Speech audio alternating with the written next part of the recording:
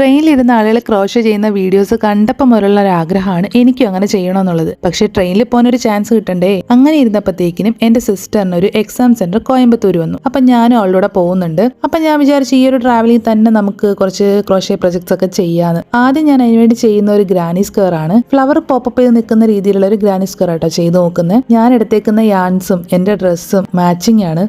മനഃപൂർവ്വം ചെയ്തതല്ല, യാത്രയുടെ കാര്യം ഓർത്തപ്പോഴേ യാൻസൊക്കെ നേരത്തെ എടുത്തു വെച്ചതാട്ടോ. ഇത് ചെയ്തു തുടങ്ങിയപ്പോഴാണ് ഞാനും അത് ശ്രദ്ധിച്ചത്. അങ്ങനെ ഞാൻ ഗ്രാനി സ്ക്വയറിന്റെ പണി തുടർന്നുകൊണ്ടേയിരുന്നു. അങ്ങനെ അത് കംപ്ലീറ്റ് ചെയ്തു. എനിക്ക് ഭയങ്കരമായിട്ട് ഇഷ്ടമായി. ഈ കളർ കോമ്പിനേഷൻ എങ്ങനെയുണ്ടെന്നുള്ളത് നിങ്ങൾ പറയണം കേട്ടോ. ഈ ഗ്രാനി സ്ക്വയേഴ്സ് വെച്ചിട്ടൊരു ബാഗ് ചെയ്യാൻ വേണ്ടിയിട്ടാണ്. അതിന്റെ വീഡിയോസ് ഞാൻ പിന്നെ ഇടാട്ടോ. അടുത്തായിട്ട് ഞാൻ ചെയ്യുന്ന ഒരു ഡെയ്സി ഫ്ലവർ ആണ്. ഡെയ്സി ഫ്ലവേഴ്സിന്റെ കളർ ഇതൊന്നും അല്ല, പക്ഷെ എൻ്റെ ഇപ്പൊ ഈ 2 യാൻസ് മാത്രമാണ് ഞാൻ എടുത്തത്. അതുകൊണ്ട് അത് വെച്ചിട്ട് ചെയ്യാൻ പറ്റുന്ന പ്രൊജക്റ്റ് ഒക്കെ ചെയ്യാന്ന് വിചാരിച്ചു കേട്ടോ. അങ്ങനെ ഞാൻ ഡെയ്സി ഫ്ലവറും കംപ്ലീറ്റ് ചെയ്തു. ഇത് എങ്ങനെയുണ്ടെന്നുള്ളത് നിങ്ങൾ കമന്റ് ബോക്സിൽ പറയണം കേട്ടോ. അങ്ങനെ ഞങ്ങൾ കോയമ്പത്തൂർ എത്തി. അങ്ങനെ അടുത്ത ദിവസം അവൾ എക്സാം എഴുതാൻ കയറിയപ്പോഴത്തേക്കിനും ഞാൻ അടുത്ത ക്രോഷേ പ്രൊജക്ട് ചെയ്യാനായിട്ട് തുടങ്ങി. വൈറൽ ആയിട്ടുള്ള ഒരു ക്രോഷേ ബ്ലാങ്കറ്റ് ഇല്ലേ, ചെറിയ ബൊക്കെ ആയിട്ടൊക്കെ മാറ്റാവുന്നത്. അപ്പൊ അത് ഞാൻ അവൾക്ക് ചെയ്തു കൊടുക്കാലോ എന്ന് വിചാരിച്ചിട്ടാട്ടോ ഇത് കംപ്ലീറ്റ് ചെയ്യാൻ നോക്കുന്നത്. അപ്പൊ തിരിച്ച് ഞങ്ങൾ ബസ്സിലാണ് വന്നത്. അപ്പോഴും ഞാൻ ഇതിരുന്നിട്ട് ചെയ്യുന്നുണ്ട്. അങ്ങനെ ഈ ഒരു സൈസിലാക്കി. പക്ഷേ ഉണ്ടല്ലോ, ഞാനിത് മുഴുവൻ അഴിച്ചെടുത്തിട്ട് ഈ ഒരു സൈസിലോട്ടാക്കി കേട്ടോ. വേറൊന്നും കൊണ്ടല്ല, എനിക്ക് ഈ ഒരു കളർ ഇഷ്ടപ്പെടാഞ്ഞിട്ടാണ്.